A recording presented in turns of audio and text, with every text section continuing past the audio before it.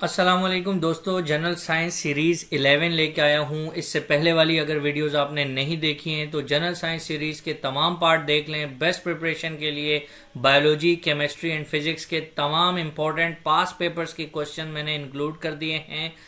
अच्छे से रट लें, इंशाल्लाह आपको किसी भी एग्जाम में बहुत फ़ायदा होगा। जनरल साइंस का पार्ट आपका क्लियर हो जाएगा, मैं 100% गारंटी से कहता हूँ जी। स्टार्ट करते हैं क्वेश्चन नंबर 1 से। हमारे पास क्वेश्चन नंबर 1 है, which one is the green house gas. कह रहे हैं कि जी ये नीचे जो दो गैसेस दी गई हैं इनमें से ग्रीन हाउस गैस कौन सी है जी। ग्रीन हाउस गैस है जी कार्बन डाइऑक्साइड। नेक्स्ट क्वेश्चन है हमारा, क्वेश्चन नंबर 2 है, which chemical is responsible for thinning ozone layer. कह रहे हैं जी कौन सा केमिकल है जिससे ओजोन लेयर जो है वो क्या हो रही है, थिन हो रही है जी। क्लोरोफ्लोरोकार्बन्स। क्लोरोफ्लोरोकार्बन्स की वजह से हमारी जो ओजोन लेयर है वो क्या हो रही है, थिन हो रही है। क्वेश्चन नंबर 3 है हमारे पास, the envelope of gases surrounding the earth is called. कह रहे हैं जी गैसेस का एनवेलप हमारी अर्थ के सराउंडिंग में जो है उसे क्या कहते हैं जी, एटमॉस्फेयर कहते हैं। इंपॉर्टेंट क्वेश्चन है। क्वेश्चन नंबर 4 है हमारे पास, ozone is allotropic form of which gas. कह रहे हैं जी ओजोन जो है एलोट्रोपिक फॉर्म है किसका जी, ऑक्सीजन का। आपको बताता चलूं जी, ओजोन का जो फॉर्मूला होता है वो क्या होता है, O3। 3 ऑक्सीजन के एटम मौजूद होते हैं। क्वेश्चन नंबर 5 है हमारे पास, the weather condition for a long period are called. कह रहे हैं कि किसी भी रीजन में वेदर कंडीशन लॉन्ग पीरियड तक रहें तो उसको क्या कहते हैं जी, क्लाइमेट कहते हैं। नेक्स्ट क्वेश्चन है हमारे पास, question number 6, the day to day state of the atmosphere and its variation in short period. कह रहे हैं जी दिन ब दिन जो है एटमॉस्फेयर की कंडीशन और कम वक्त के लिए कुछ दिनों से कुछ वीक्स तक अगर हम देखें उसको एनालाइज करें तो उसको क्या कहते हैं जी, वेदर कहते हैं। क्वेश्चन नंबर 7 है हमारे पास, the instrument use to measure air pressure. कह रहे हैं एयर प्रेशर को कौन से इंस्ट्रूमेंट से मेजर किया जाता है जी, बैरोमीटर से मेजर किया जाता है। इंपॉर्टेंट क्वेश्चन है। क्वेश्चन नंबर 8 है हमारे पास, all the things of the earth surface return back the heat energy into the atmosphere in the form of. कह रहे हैं जी हमारी जो अर्थ की सरफेस पे जो रेज आती हैं वो दोबारा रिफ्लेक्ट बैक होती हैं। जो हीट एनर्जी रिफ्लेक्ट बैक होती है वो किस फॉर्म में होती है, इंफ्रारेड रेज की फॉर्म में।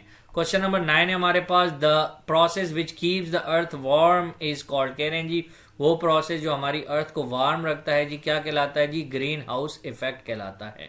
क्वेश्चन नंबर 10 है हमारे पास, milk is change into curd. कह रहे हैं जो मिल्क है, जो दूध है वो दही में, कर्ड में कन्वर्ट हो जाता है। किस प्रोसेस के जरिए जी, फर्मेंटेशन की जाती है, इसीलिए कन्वर्ट हो जाता है।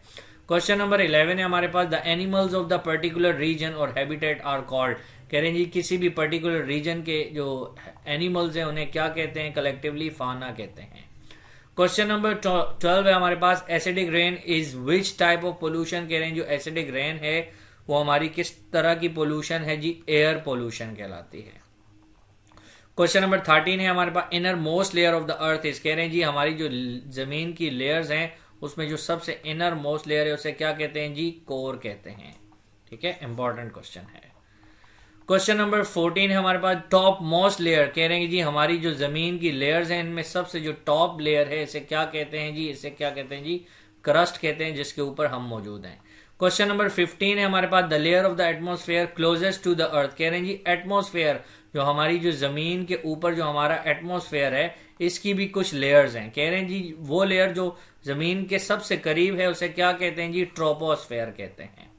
क्वेश्चन नंबर 16 है हमारे पास, 90% of the atmosphere gases are found in which layer. कह रहे हैं जी एटमॉस्फेयर की जो लेयर्स हैं, एटमॉस्फेयर की जो लेयर्स हैं उसकी 90% गैसेज कहाँ मौजूद हैं जी, जो पहली लेयर है ट्रोपोस्फेयर उसमें मौजूद हैं।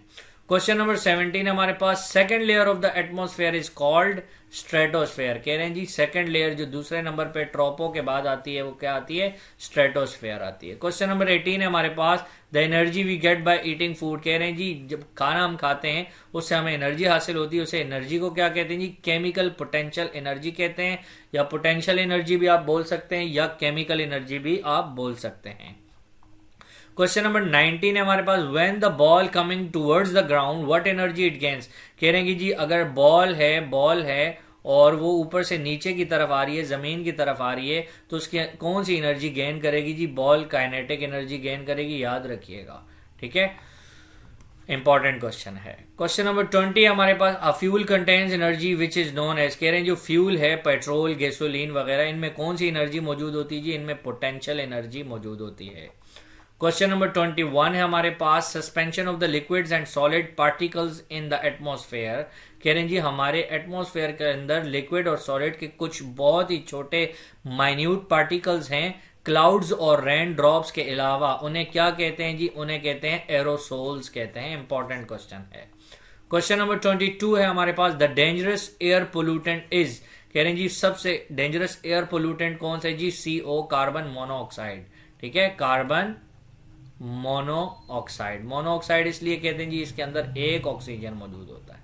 क्वेश्चन नंबर 23 हमारे पास, the unit of electric current is, electric current की यूनिट होती है जी एम्पेयर।